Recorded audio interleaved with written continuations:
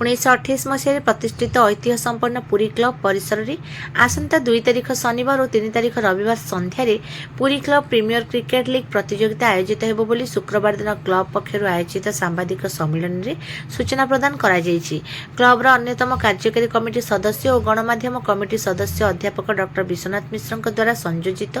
सांबादिक सम्मेलन में क्लबर उपाध्यक्ष नलिन रंजन मिश्र अध्यक्षता करथिले। प्रारंभ में क्लबर युग्म संपादक तथा गणमाध्यम कमिटीर आवाहक नारायण दास प्रारंभिक स्वागत अभिभाषण प्रदान करथिले। अवैतनिक संपादक रविनारायण साहू निजर वक्तव्य में क्रिकेट प्रतियोगिता क्लबर 3टी टीम अंशग्रहण करुथिबा संपर्क में सूचना प्रदान करी गणमाध्यम प्रतिनिधि मानकर सहयोग कामना करथिले। एही अवसर में संपादक श्री साहू क्लब पक्षरु सहरर बालक बालिका मानक निमंते चेस प्रशिक्षण आरंभ होइतिबा और आगकु संतरण प्रशिक्षण एवं विभिन्न सेवामूलक कार्यक्रम आरंभ होबो बोली सूचना प्रदान करथिले।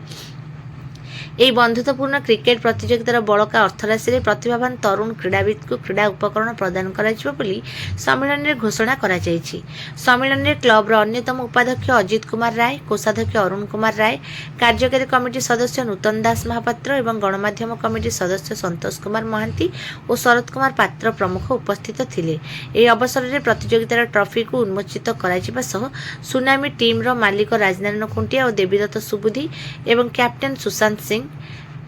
टाइटान टीम रो मालिक दुर्गा माधव पाढ़ी और सुप्रभात साहू एवं captain Somnath Banerjee, Victorian team रो मालिक देवाशीष कुमार और क्षीरोद मिश्र एवं कैप्टेन सिद्धार्थ दास को गणमाध्यम प्रतिनिधि सह परिचित करा सफलता कामना करा जायतिला।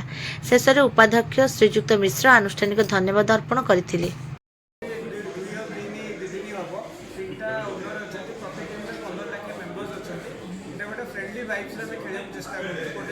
चैरिटी पर्पज रे जोटा कि प्रदर्शित हम आम किसी सोसाइटी में किसी जोटा कि क्लब सेक्रेटरी मोटो आईटा आपण समस्त इनवाइट कर ग्राउंड टूर्नामेंट अच्छी आसतु आम सहित एंटरटेनमेंट भी पार्टिसिपेट करेंगे आउ मीडिया भाई मैंने भी खेली नेक्स्ट आम टूर्नामेंट मीडिया भाई मान भी रखू बोली प्लां कर गोटे प्रथम थर हो club members only club members को सेकेंड आम बड़ आकार करूँ डिसेम्बर